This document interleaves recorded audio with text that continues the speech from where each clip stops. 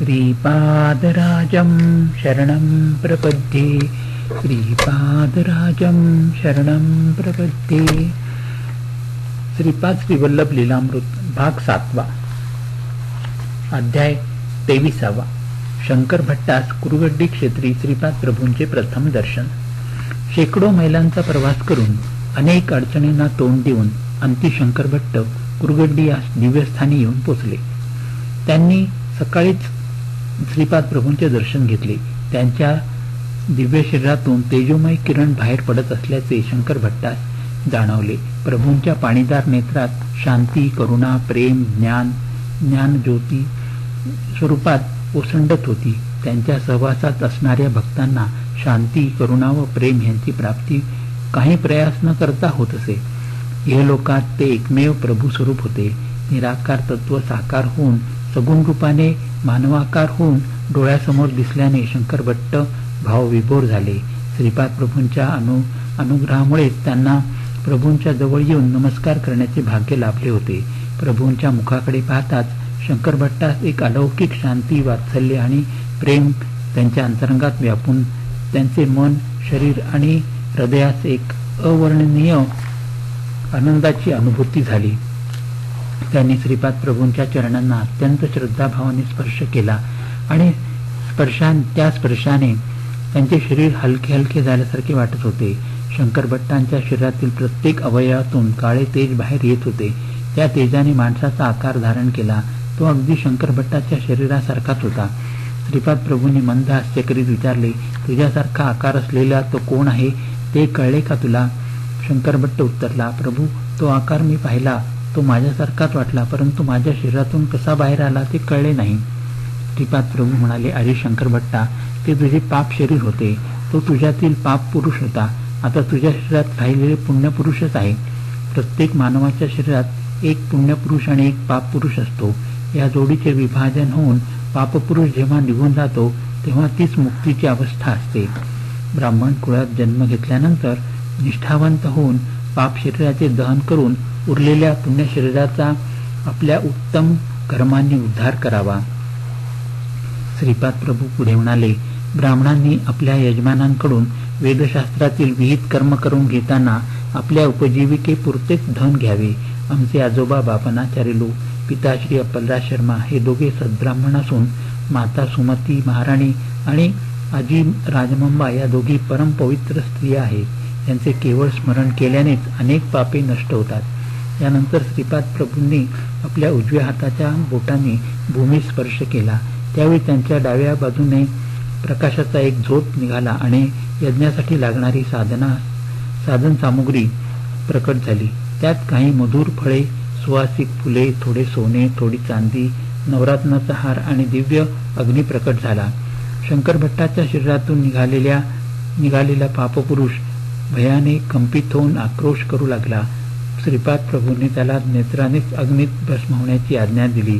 त्यानुसार तो अग्नीत पडून भस्मसात झाला. परंतु शंकर भट्टाच्या शरीरात अग्नीचा भडका उडाला. तो स्वामी मला वाचवा, स्वामी मला वाचवा अशा अर्थस्वरात प्रार्थना करू लागला. त्यावेळी प्रभूंच्या नेत्रातून एक दिव्य तरंग निघून शंकर भट्टास स्पर्शून गेला. त्या स्पर्शाने शंकर भट्टाचे शरीर शीतल झाले.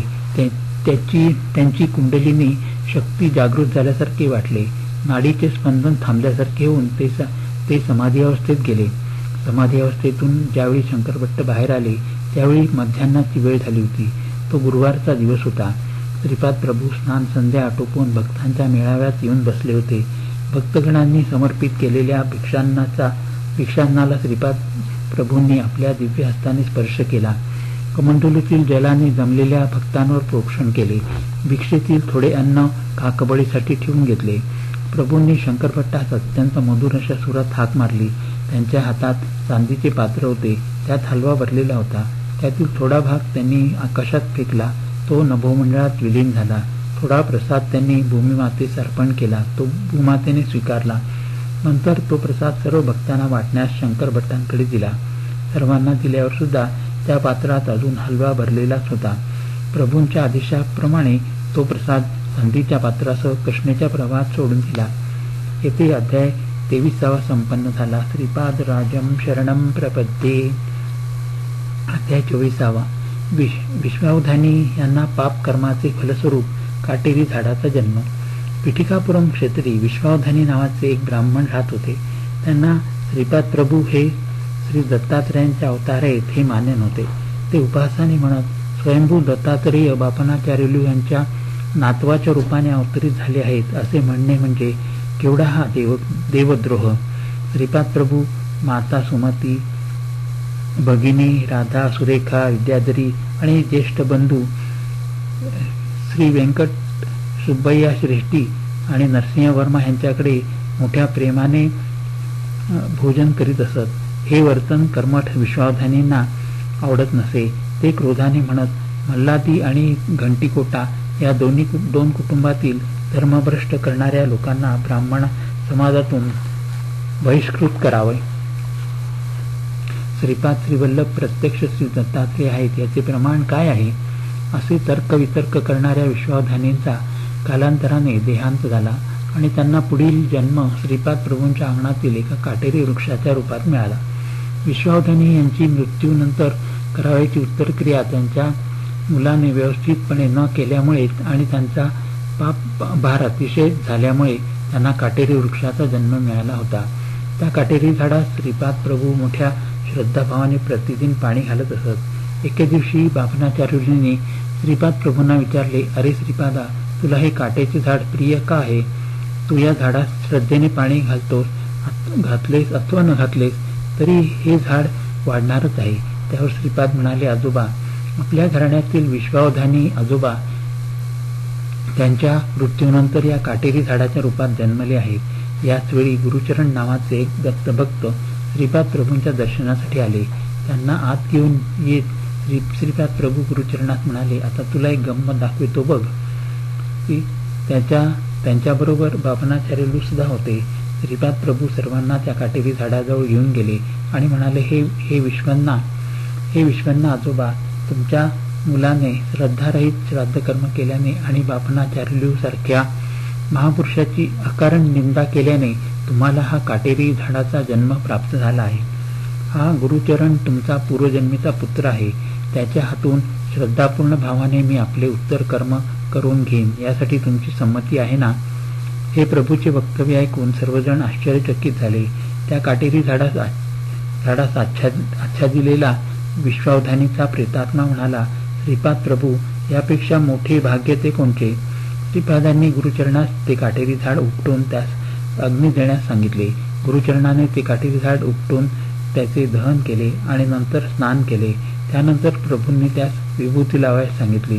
अशा प्रकारे श्रीपाद प्रभूंनी त्यांच्यावर दोषारोपण करणाऱ्या विश्वावधानीवर सुद्धा कृपा करून त्यांना सद्गती मिळवून दिली. खरोखरी श्रीपाद प्रभूंच्या लीला अगम्य अनाकलनीय असतात, हेच खरे. श्रीपादराजम शरणं प्रपद्ये. येथे अध्याय 24 संपन्न झाला. अध्याय 25. दंडी स्वामींचा गर्वहरण. एकदा श्रीपाद प्रभूंचे अनेक शिष्य जगन्नाथपुरी क्षेत्री दर्शनात गेले होते. त्याचवेळी दंडीस्वामी नावाचे एक महान तपस्वी आपल्या 108 शिष्यांसह तेथे आले. श्रीपाद प्रभूंच्या शिष्यांनी त्या महात्म्यांच्या चरणांवर मस्तक ठेवून नमस्कार केला आणि काय आश्चर्य, तत्काळ दंडीस्वामींची वाचा गेली. त्यांना काही बोलता येईना. श्रीपाद प्रभूंच्या सर्व शिष्यांनी दंडीस्वामींना पुन्हा वाचा यावी अशी श्रीपाद प्रभूंच्या चरणी नम्र प्रार्थना केली. त्या प्रार्थनेचे फलस्वरूप थोड्याच वेळात दंडीस्वामींना त्यांची गेलेली वाचा परत आली. दंडीस्वामींचे एक शिष्य कुतर्काने म्हणू लागले, श्रीपाद हे क्षुद्र मांत्रिक आहेत. त्यांच्या क्षुद्र विद्येने आमच्या दंडीस्वामींची वाचा जावी असे त्यांनी केले होते, परंतु आमचे स्वामी समर्थ असल्याने त्यांची वाचा परत आली आणि ते स्वस्थ झाले. आमचे गुरु दंडीस्वामी श्रीपादांचे खरे स्वरूप जनतेसमोर आणतील. ते पिठिकापुरम क्षेत्री जाऊन श्रीपादांशी शास्त्रचर्चा करून त्यांना पराभूत करून विजय पताका घेऊन येतील, यात शंकाच नाही. अशी चर्चा त्या शिष्य मंडळींमध्ये चालू होती. काही दिवसांनी दंडीस्वामींनी पिठिकापुरम क्षेत्रात प्रवेश केला. त्यांनी कुकटेश्वराच्या मंदिरात जाऊन सर्व देवदेवतांचे दर्शन घेतले. स्वयंभू दत्तात्रेयांचे दर्शन घेऊन ते म्हणाले, येथे असलेल्या स्वयंभू श्री दत्तात्रेयांचा महिमा अपरंपार आहे. ते पुढे म्हणाले, त्यांचा अवतार श्रीपाद प्रभूंचा गर्व दूर करण्यासाठी आहे. त्या दिवसापासून त्यांनी आपल्या संकल्पशक्तीने कुंकुम, विभूती सारखे पदार्थ निर्माण करून आपल्या भक्तांना देण्यास सुरुवात केली. गावातील ब्राह्मणांनी दंडी स्वामींचा यथायोग्य सन्मान करून श्री दत्तावतार असलेल्या श्रीपाद प्रभूंनी सुद्धा दंडी स्वामींची तपस्या जाणून त्यांना साष्टांग नमस्कार केला. अप्पलराज शर्मा यांनी दंडी स्वामींचे दर्शन घेऊन त्यांना आपल्या घरातील काळ्या पाषाणाची दत्तात्रेयांची मूर्ती अर्पण केली. श्री बापनाचार्युलू यांनी दंडी स्वामींचे दर्शन घेऊन त्यांची शरणागती पत्करली. काही दिवस पिठिकापुरी मुक्काम करून दंडी स्वामी शिष्यासह गावाबाहेर जाण्यास निघाले. ते एका मागून एक चालत जात होते. त्यांना तेथील जमीन वाढत असल्यासारखी वाटली. ते किती वेळ तरी चालत होते, परंतु ज्या ठिकाणाहून निघाले तेथेच होते. याप्रमाणे या क्रियेत बराच वेळ गेला. त्याच वेळी दंडी स्वामींच्या हातातील दंड तुटून त्यांचे 2 तुकडे झाले. स्वामींना मात्र आपल्या शरीराचे 2 तुकडे झाल्यासारखे वाटले. त्यांना आतापर्यंतच्या अनुभवावरून कळून चुकले होते की श्रीपाद श्रीवल्लभ त्यांच्यापेक्षा कैक पट अधिक शक्ती संपन्न आहेत. त्यांचा विरोध केल्यास अनर्थ घडून येईल. अशा परिस्थितीत आपल्या गावी कसे जावे याची चिंता त्यांना लागून राहिली होती. श्रीपाद प्रभूंची अकारण निंदा केल्याने दंडी स्वामींना त्यांच्या मृत्यूनंतर पिशाच्य योनी प्राप्त होईल असे चित्रगुप्ताने आपल्या लेखात लिहिले होते. परंतु दयाघन श्रीपाद प्रभूंनी तो निर्णय रद्द करून त्यांच्या पापाचा परिहार अत्यंत थोड्या शिक्षेतून केला होता. श्रीपाद प्रभूंनी दंडी स्वामींना हिमालय पर्वतावर जाऊन तपाचरण करण्याचा आदेश दिला. त्यांना शिष्य संघटनेची आवश्यकता नसल्याचे सुद्धा बजावून सांगितले. अशा प्रकारे प्रभूंनी अहंकारी दंडी स्वामींचा गर्व मोठ्या लीलेने हरण केला. एकदा श्रीपाद प्रभू आपल्या आजोबांच्या घरातील अंगणात असलेल्या औदुंबराच्या झाडाखाली बसले होते. बापनाचार्युलू, अप्पलराज शर्मा आणि श्रेष्ठी हे तिघे बाळ श्रीपादांच्या मुखारविंदाकडे पाहत त्यांच्या अगदी जवळ बसले होते. श्रीकृष्णासारख्या दिसणाऱ्या श्रीपाद प्रभूंना भूक लागली होती. प्रभूंची आजी राजमांबाने एका चांदीच्या भांड्यात दहीभात कालवून आणला होता. श्रीपाद प्रभूंनी तो मोठ्या आवडीने खाल्ला. याच वेळी कुकटेश्वराच्या मंदिरात एक आश्चर्य घडले. स्वयंभू श्री दत्तात्रेयांच्या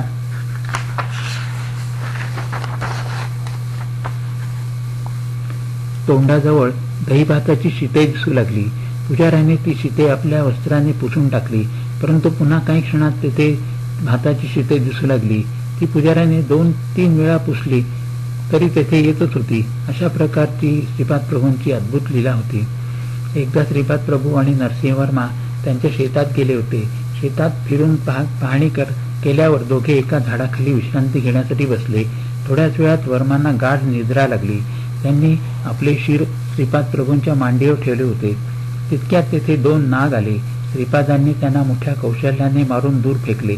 थोडाच वेळ होताच तेथे अत्यंत मोठ्या आकाराच्या मुंग्या आल्या. त्या जाऊन वर्मांची झोपमोड होऊ नये म्हणून प्रभूंनी त्या मुंग्यांना मारून टाकले. मेलेल्या मुंग्यांचा एक लहानसा ढीग जमला होता. थोड्याच वेळात वर्मा झोपेतून जागे झाले. त्या मेलेल्या मुंग्यांना पाहून त्यांना दया आली. त्यावेळी श्रीपाद प्रभू स्मित करून म्हणाले, राजाला त्याच्या सेवकांचे रक्षण करावेच लागते. हा प्रकृतीचा नियम आहे. या अद्भुत मुंग्या निर्माण करणारा एक अद्भुत जादूगार आहे. तेवढ्यात तेथे पांढऱ्या रंगाची इतर मुंग्यांपेक्षा मोठी व कांतिमान मुंगी आली. ती त्या मुंग्यांची राणी होती. तिने मेलेल्या मुंग्यांभोवती एक प्रदक्षिणा घातली आणि आश्चर्य असे की साऱ्या मेलेल्या मुंग्या जिवंत झाल्या आणि निघून गेल्या. श्रीपाद प्रभू मंद हास्य करून म्हणाले, या मुंग्यांच्या राणीला संजीवनी शक्ती प्राप्त असल्याने तिने सर्व मुंग्यांचे रक्षण केले. तितक्यात वर्मांचे लक्ष मरून पडलेल्या 2 नागांकडे गेले. त्यांना पाहून चकित झाले. ही सुद्धा श्रीपाद प्रभूंची लीला असल्याचे त्यांनी जाणले. श्रीपाद प्रभूंनी एका नागास कुरवाळले आणि दुसऱ्यास आपला दिव्य पाय लावला. ते दोन्ही नाग जिवंत होऊन श्रीपाद प्रभूंना एक प्रदक्षिणा घालून निघून गेले. श्रीपादराजं शरणं प्रपद्ये. येथे अध्याय 25वा संपन्न झाला. अध्याय 26. श्रीपाद प्रभूंची शिवय्यावर कृपा. पिठिकापुरम क्षेत्रात नरसिंह वर्मांच्या घरी शिवय्या नावाचा एक सेवक होता. एके दिवशी त्याने श्रीपाद प्रभूंना पाहिले आणि आश्चर्य असे की तत्काळ त्याच्या मनोवृत्तीमध्ये बदल झाला. त्याने निद्रा आहार सोडला. तो असंबद्ध बोलू लागला. मी सृष्टी, स्थिती आणि लय यासाठी कारणीभूत आहे. मीच सर्व सृष्टीची आदिमूळ आहे. ही सृष्टी माझ्यापासूनच उत्पन्न झाली आहे. माझ्यामुळेच वाढणार असून माझ्यातच लय पावणार आहे, असे तो बोलू लागला. असे बोलणे ऐकून नरसिंहवर्मांना शिवय्याची अत्यंत दया आली. त्यांनी श्रीपादांना शिवय्याचे रक्षण करण्याची विनंती केली. श्रीपाद प्रभू शिवय्यास स्मशानात घेऊन गेले. त्याच्या बरोबर नरसिंहवर्मा सुद्धा होते. औदुंबराच्या झाडाची एक वाळलेली फांदी स्मशानात ठेवून शिवय्याच्या हातून त्याचे दहन करविले. त्यामुळे शिवय्याची त्या विचित्र मनोवृत्तीतून सुटका झाली. नरसिंहवर्मांना हे सर्व अत्यंत आश्चर्यकारक वाटले. श्रीपाद प्रभू म्हणाले, आजोबा, यात आश्चर्य करण्यासारखे काही नाही. वायसपूर गावात एक पंडित माझ्यावर अत्याचार करीत होता. तो वारंवार असे म्हणे की वेदस्वरूप असलेला परमेश्वर कोठे आणि हा लहान वयाचा श्रीपाद कोठे. तो सृष्टी, स्थिती आणि लय यांचा कारक आहे असे म्हणतो. हे सारे खोटे आहे. थोड्याच दिवसात तो पंडित मरण पावला आणि स्वतःच्या कर्मामुळे ब्रह्मराक्षस झाला. हा शिवय्या एका जन्मी त्याचा अल्पऋणी होता. मी योग काळ कल्पून स्मशानात योगादेश निर्माण करून योगकर्माच्या योगाने वाळलेल्या फांदीचे दहन करून त्या ब्रह्मराक्षस तत्वातून त्या पंडिताची सुटका केली आहे. त्यामुळे आपल्या शिवय्याची त्या ब्रह्मराक्षसाच्या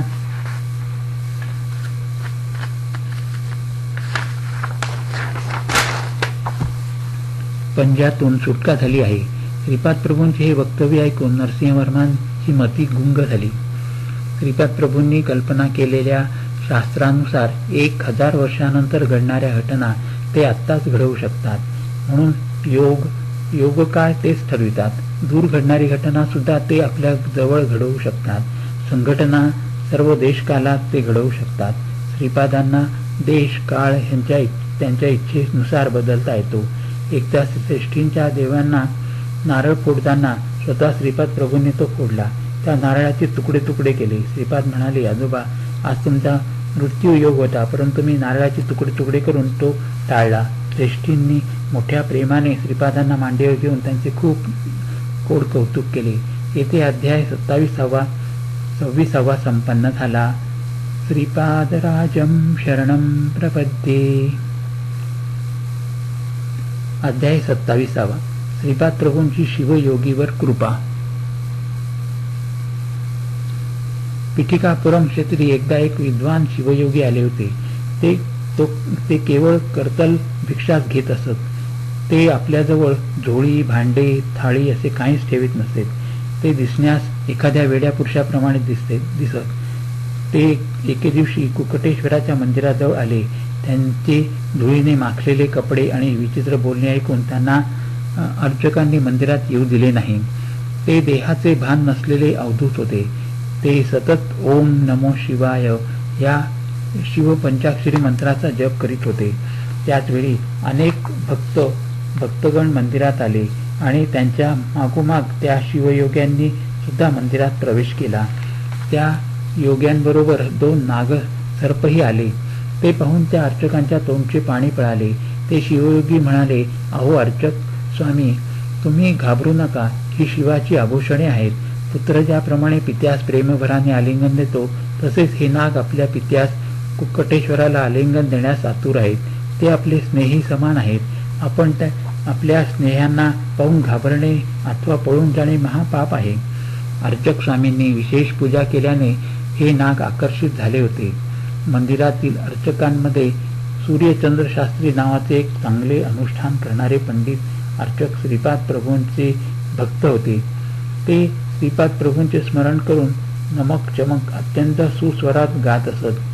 ते मधुर गायन ऐकून तेथे आलेले 2 नाग आपला फणा काढून आनंदाने डोलू लागले. त्या शिवयोग्यास बरोबर घेऊन सूर्यचंद्र शास्त्री बापनाचार्यूच्या घरी आले. तेथे त्यांना उत्तम भोजन करविले आणि श्रीपाद प्रभूंचे दर्शनही घडविले.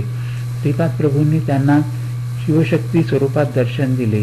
त्या दिवशी त्या दिव्य दर्शनाने ते शिवयोगी एवढे आनंदित झाले की त्यांना समाधीच लागली.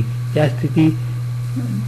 अशा अवस्थेत ते योगी 3 दिवसपर्यंत होते. त्यानंतर श्रीपाद प्रभूंनी त्या योग्यांना आपल्या हाताने जेवू घातले. श्रीपाद प्रभू त्या योग्यास म्हणाले, ए मुला, सनातन धर्मात सांगितल्याप्रमाणे आपले जीवन व्यतीत करून संसार तरून जा. एवढे बोलून श्रीपाद प्रभूंनी त्या शिवयोग्यास निरोप दिला. येथे अध्याय 27 संपन्न झाला. श्रीपाद राजम शरणम प्रपद्ये. हरि ओम तत्सत. हरि ओम तत्सत. हरि